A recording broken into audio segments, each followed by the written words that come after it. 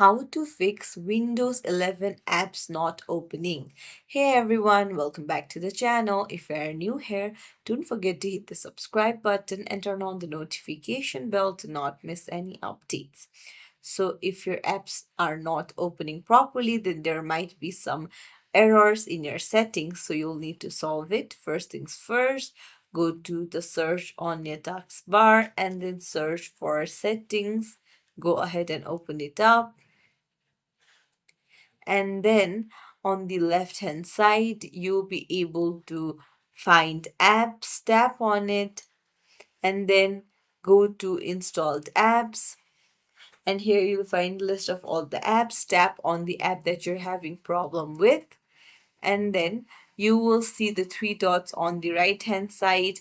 Go to advanced options, and here you will see various changes that you can make to the app. You can give background app permissions, and then you can check the battery uses, the defaults, or you can even immediately terminate this app and its related processes.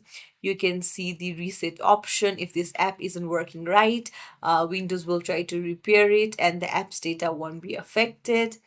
And then you can even see the reset option.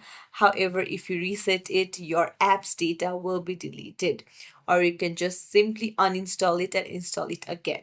If this also doesn't work, then you can try restarting a device, because sometimes the device might also be the issue. And that's it. I hope one of the solution helps you. If you found this tutorial helpful, don't forget to like and subscribe to our channel for more tips and tricks. Thank you for watching.